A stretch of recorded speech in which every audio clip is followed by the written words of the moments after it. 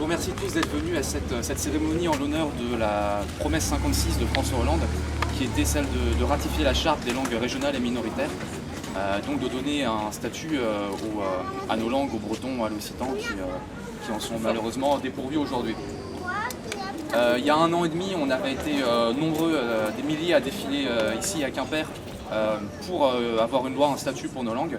Et il y avait eu autant de manifestations en Occitanie, en Corse, au Pays Basque. On avait été des dizaines de milliers au total à manifester en France pour affirmer la dignité, le droit à la reconnaissance de nos langues. On a pu avoir l'impression d'être écouté puisque François Hollande avait inscrit dans son programme la promesse de faire ratifier par la France la charte régionale la charte européenne des langues régionales et minoritaires. Promesse qui a été validée par des millions d'électeurs, par une majorité absolue de votants. On aurait pu s'attendre à ce qu'elle soit appliquée, d'autant plus qu'elle ne coûtait pas grand-chose à la France, qui n'a ratifié que les articles de la charte qui ne posent le moins de problèmes, qui ne posent pas de problème par rapport à la Constitution française.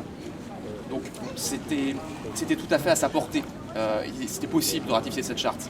Et c'était légitime parce que c'est une promesse qui avait été validée par les électeurs. Malheureusement, il aura suffi d'un simple avis du Conseil d'État, d'un simple avis négatif, pour que le gouvernement renonce totalement à appliquer cette promesse.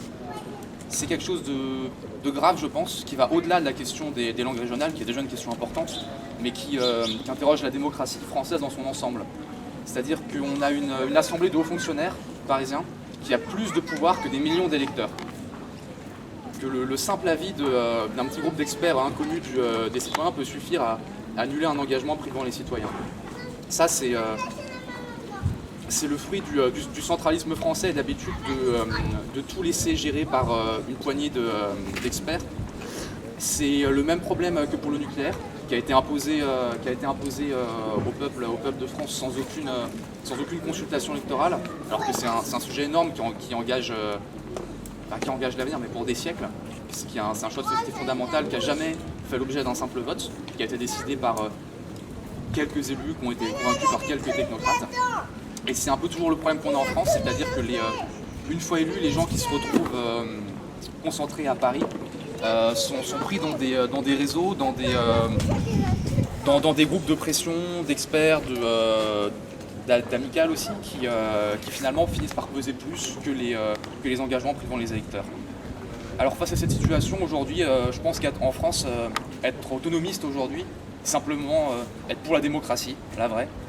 Et c'est pour ça aussi qu'on fait cette cérémonie, et la promesse 56 de François Hollande va bien au-delà de la question des langues régionales. Donc pour cette promesse qui a été enterrée et pour tout ce que ça représente, je vous demande 1 minute de silence.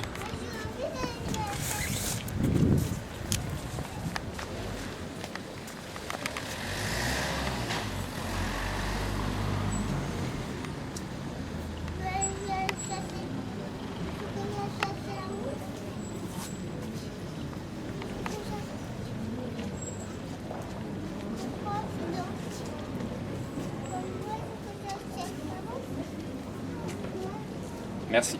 Je précise que cette plaque a été réalisée par un jeune artisan breton. Donc on défend et on applique le vivre et travailler au pays. Et cet enterrement, cette cérémonie, c'est pas une cérémonie funèbre pour la langue bretonne ou pour la Bretagne, bien au contraire. Merci.